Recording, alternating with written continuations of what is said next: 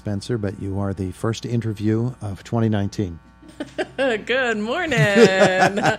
I'm impressed I remembered it was 2019 because it went so quickly last year. So. I'm impressed you remembered to come in. I know. Well, you know what? I did have a couple days off, so I am impressed too. There you But go. Happy New Year. And it's good to be with you. To you as well. So a big deal in January is this point-in-time survey, isn't it? This is really big for my department, and we work very closely with ICAP to what we have to do every year. It's mandated nationally. Every state must do this.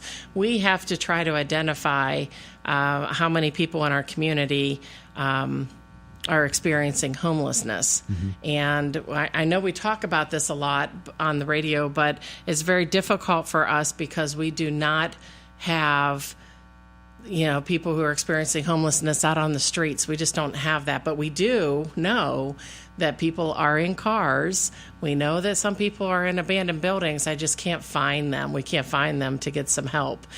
So it's always tricky for us to try to figure out how to capture these numbers.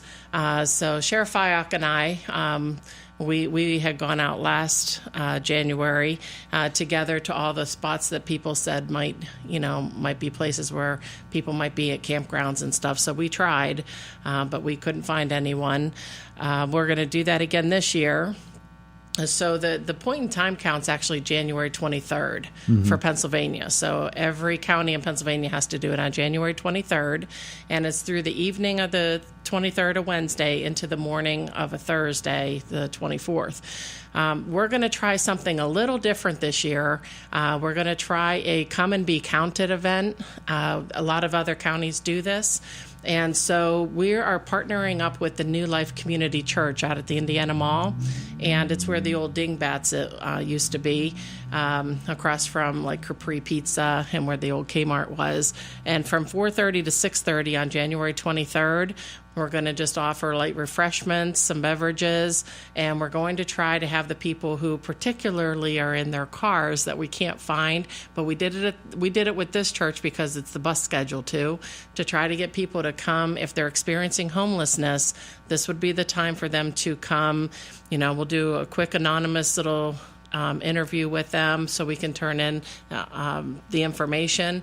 But then we'll have people from ICAP to be able to help try to figure out some housing and what services would be available for them. Okay. And once you have that compiled, and hopefully there is a little bit more success this year, then what happens to that information?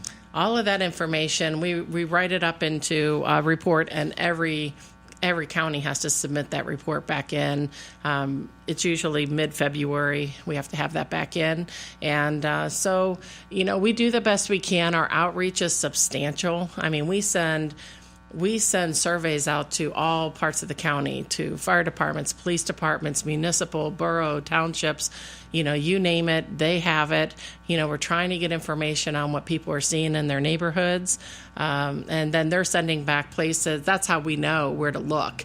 Okay. We've had a couple of, in the past few years, I think this will actually be my fourth try at this. That seems hard to believe. It might be my fifth. I don't know. Time's going so quickly. But it just is going, it comes on us. It happens so quickly. It comes up on us so quickly every year. And people don't realize that Indiana County does have people who are homeless. We do. We just can't find them sometimes. Yeah. Sometimes they're couch crashers. Yes. Sometimes they might, as you say, some of the more extreme situations, they might actually be sleeping in an abandoned house or in their cars, not protected from winter elements, certainly. Exactly. Even like a camper or a tent that you don't have any access to heating. I mean, those would all constitute, inhabitable environments. Yeah. So we just want people to be safe, and particularly if they have their children with them, we just want to know, we want people to know that there are services out there that we can help if they do want the help. Now, you mentioned ICAP at the start. What's their involvement? ICAP, Michelle Fott is the executive director over there, and we work very closely together. we run the housing assistance program, and that's the HAP program, but we subcontract to ICAP to actually implement those programs. So while we administer and monitor that grant for the commissioners, ICAP runs the shelter for us. They have the homeless case managers, they have the rental assistants, and they have, I do this every time. It's the last one I miss every time. Well, obviously they have the food bank. Well, there's four different ones. Mm-hmm. It'll come to it will. You know about 3 o'clock tomorrow morning. It will, but good news. If it comes back to you, you do not have dementia yet. Okay. So there are 4 different programs that they run for us on that grant. And so we have to work very closely with ICAP. So we do that very well. We're very good partners with ICAP. So everything we do in conjunction. Together. Now, for people who are listening here this morning and they know of somebody who is in that situation, and let's face it, there are people who are homeless who want no contact with others, and so they might avoid being detected on that night. What can people do to help them? If somebody knows of somebody in that situation right now? Yeah, the best thing to do is to give this number. This is the number to the shelter in Blacklick. It's the Pathway Shelter. It's 724-248-9555. That is the quickest way to try to see about getting help. And I know that our shelter stays full basically all year round, but when it's colder outside, it actually stays at capacity pretty much. But we will put cots up if we have to try to accommodate people because we don't want anybody outside.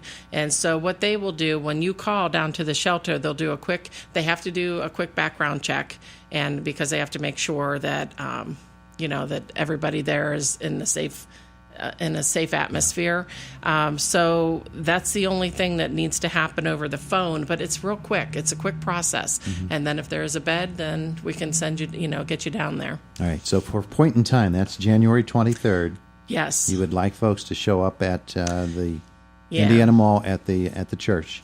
Yeah, at the Old Dingbats. Old Dingbats, and this is from 4:30 to 6:30 that evening. Mm-hmm. And this is for anybody who's experiencing homelessness, and we're trying to really get the people that have access to their vehicles, because I hear that people are out in the Walmart parking lots, and they're kind of just like there, but we just can't reach them. And so I'm not quite sure where else to look. And also it's on the bus route, so if anybody, was able to come by that way. So we're just, we're trying to do something a little different this year, because every year we try to kind of regroup this a little bit. But like I said, Sheriff Fyock is a great supporter of everything we do at the Indiana County Department of Human Services. And he and I will be going out to kind of scan different places in the county too on that overnight session. A couple of weeks ago, the commissioners were here talking about their priorities for this coming year. One of them mentioned by Commissioner Ruddick was making sure that the county is able to help people through the Department of Human Services who find themselves stuck in poverty and some of the difficulties that they encountered through the course of the year. I know that's what your mission is all about, is helping people with human services that you're able to provide.